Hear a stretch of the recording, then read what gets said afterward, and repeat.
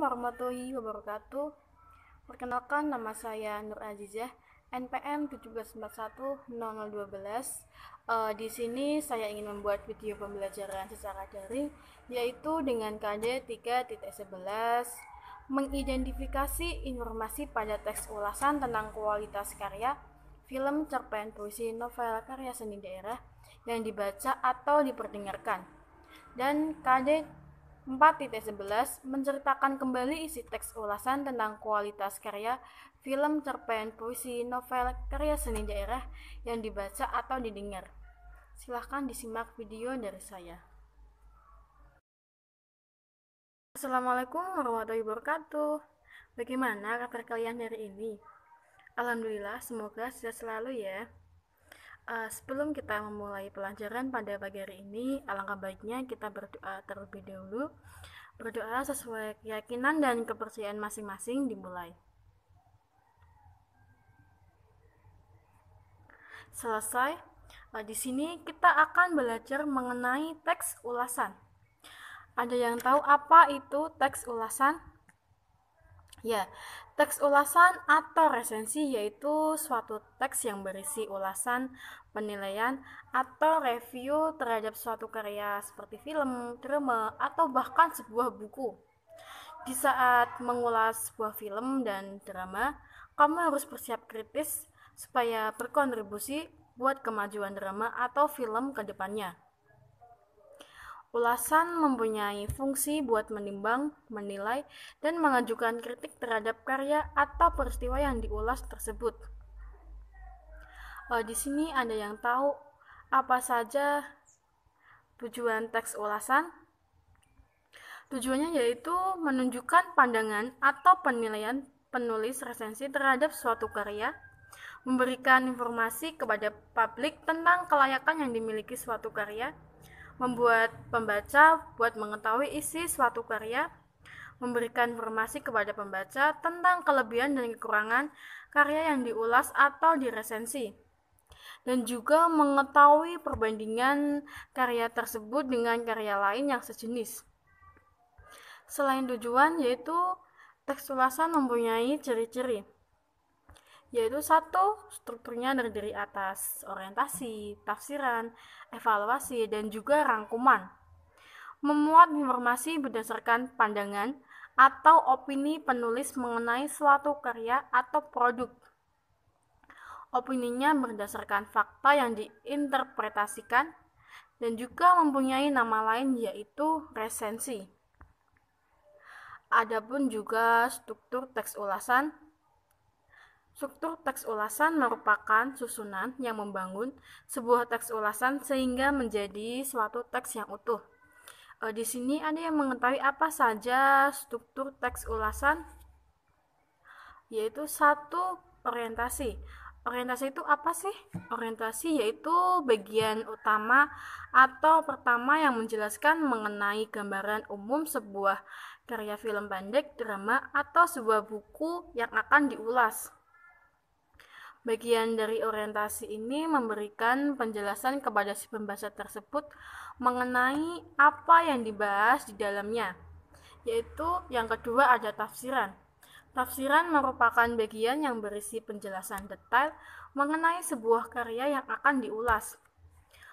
Contohnya saja seperti berisi tentang bagian-bagian satu karya, keunggulan, keunikan, kualitas, dan lain sebagainya. Yang ketiga ada evaluasi. Evaluasi merupakan salah satu bagian yang berisi pandangan dari pengulas mengenai hasil karya yang diulas. Evaluasi biasanya dilakukan setelah mengulas melakukan tafsiran secara cukup terhadap hasil karya tersebut. Pada bagian evaluasi akan menyebutkan bagian yang bernilai atau kelebihan dari karya tersebut atau bagian yang kurang bernilai atau kekurangan dari karya tersebut. Dan yang keempat ada rangkuman. Rangkuman adalah bagian yang berisi kesimpulan dari ulasan terhadap suatu karya. Bagian rangkuman juga memuat komentar penulis, apakah hasil karya tersebut berkualitas atau nggak buat ditonton atau dibaca. Selanjutnya yaitu kaidah kebahasaan teks ulasan. Teks ulasan yang baik harus disusun sesuai dengan struktur teks dan menggunakan kaidah kebahasaan termasuk kaidah ejaan.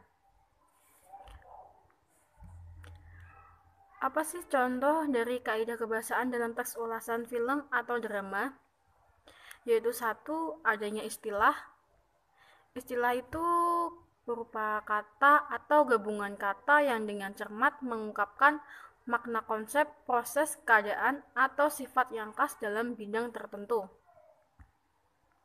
Dan juga yang kedua menggunakan sinonim atau antonim. Sinonim itu yaitu kata yang mempunyai bentuk yang berbeda, tapi mempunyai arti atau pengertian yang sama atau mirip.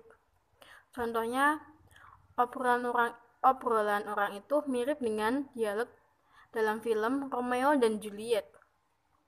Sedangkan antonim merupakan kata yang artinya berlawanan satu dengan yang lain. Contohnya, besar atau kecil bukanlah jaminan barang itu berharga atau enggak. Yang ketiga yaitu menggunakan nomina. Nomina atau kata benda yaitu kelas kata yang menyatukan nama dari seseorang, tempat, atau semua benda atau segala yang dibedakan. Kata benda dibagi menjadi dua jenis, yaitu kata benda konkret seperti meja, buku, dan bola. Kata benda abstrak yaitu pikiran atau angin. Yang keempat, menggunakan verba atau kata kerja. Verba aktif yaitu verba yang subjeknya berperan sebagai pelaku atau menunjukkan tindakan atau perbuatan. Contohnya, Putra memelihara ikan gurame. Verba pasif merupakan verba yang subjeknya berperan sebagai penderita, sasaran tindakan, atau hasil. Contohnya, film horor sekarang banyak disiarkan di televisi Indonesia. Yang kelima yaitu menggunakan pronomina. Apa sih itu pronomina? Pronomina atau kata ganti merupakan jenis kata yang menggantikan nomina atau frasa nomina. Contohnya yaitu kata ganti orang saudara, bapak, ibu, nyonya, tuan, ia, dia. Kata ganti pemilik, ku, mu, nya. Kata ganti petunjuk yaitu ini, itu. Kata ganti penghubung yang. Kata ganti tak tentu siapa, barang siapa, sesuatu, masing-masing. Yaitu yang keenam menggunakan konjungsi. Konjungsi yaitu kata tugas atau kata penghubung yang fungsinya buat menghubungkan dua buah klausa, kalimat, atau paragraf. Selanjutnya yaitu menggunakan preposisi. Preposisi merupakan kata tugas yang fungsinya sebagai unsur pembentuk frasa preposisional. Contohnya seperti di, ke, dari, pada, daripada, dengan, secara, tanpa, bagi.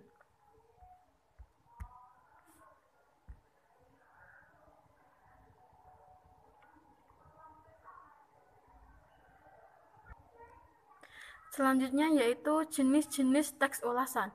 Apa saja sih jenis-jenis itu? Yang pertama ada teks ulasan informatif.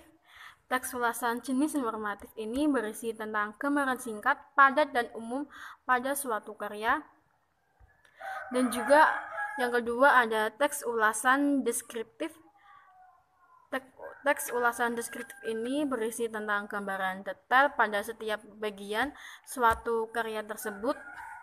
Dan yang ketiga ada teks ulasan kritis. Resensi jenis kritis ini berisi tentang ulasan pada suatu karya secara terperinci dengan mengacu pada metode atau pendekatan ilmu pengetahuan tertentu. Selanjutnya ada yang terakhir yaitu ada kelebihan dan juga kekurangan teks ulasan. Sebelumnya, apa kalian tahu kelebihan dari teks ulasan tersebut? Baik, begini kelebihannya yaitu menambah pengetahuan dan pemahaman mengenai suatu karya, baik itu terkait isi dan kualitas keseluruhannya. Yang kedua, kamu dilatih buat menghargai dan selalu kritis saat memahami suatu karya. Dan juga kekurangannya yaitu pemahaman pengulas sangat kurang mengenai unsur-unsur teks ulasan, jadi informasi mengenai karya tersebut tidaklah lengkap. Pilihan kata yang dipakai oleh pengulas gak sesuai dengan kaidah bahasa Indonesia yang baik dan benar, jadi menimbulkan pemahaman yang berbeda oleh pembacanya. Selanjutnya Ibu akan memberi contoh kalian mengenai teks ulasan. Contoh teks ulasan yang kita pakai yaitu pasti kalian tidak asing. Judulnya Sang Pemimpi. Baik, Ibu akan menjelaskan secara singkat bagaimana isi novel Sang Pemimpi. Sang Pemimpi yaitu sebuah novel karya dari Andre Hirata dan jadi buku kedua dari tetralogi Laskar Pelangi. Novel ini bercerita tentang penulis yang digambarkan sebagai Ikal yang dilanda kemiskinan di Pulau Belitung. Ikal bersama dua temannya, yaitu Are dan Jimbron, bermimpi buat melanjutkan sekolah sampai ke Perancis dan juga menjelajah seluruh dunia. Di sini Ibu langsung saja menjelaskan mengenai strukturnya dari Sang Pemimpi. Pada bagian tafsir, pada bab pertama novel ini, penulis dan kedua temannya digambarkan sebagai tipe remaja yang nakal. Kenakalan mereka dibenci oleh Pak Mustar, yaitu seorang wakil kepala SMA tempat mereka bersekolah. Tapi, sang kepala sekolah justru kerap memberikan motivasi dan mimpi pada ketiga remaja tersebut. Pada bab berikutnya, pembaca akan disuguhkan dengan potongan-potongan kisah yang berdiri sendiri tapi punya hubungan yang sangat erat. Yaitu selanjutnya bagian evaluasi. Novel yang disajikan dengan bahasa yang indah ini mampu membuat pembaca seakan larut dalam cerita tersebut. Buku novel ini juga memiliki lucuan-lucuan yang dapat membuat pembaca tertawa. Dari buku ini, pembaca akan mengetahui kalau Andre Hirata ternyata punya pribadi yang cerdas dalam mengolah kata-kata dan beliau juga punya wawasan yang sangat luas. Selanjutnya yaitu struktur rangkuman. Meski dibuat sebagai buku kedua dari tetralogi Laskar Pelangi, buku ini nyaris nggak ada hubungannya dengan Laskar Pelangi. Tapi nyatanya Sang Pemimpi nggak mengurangi inti pesan dari buku ini, yang mengajarkan tentang hal yang gak baik, gak mungkin bisa diwujudkan dengan kerja keras.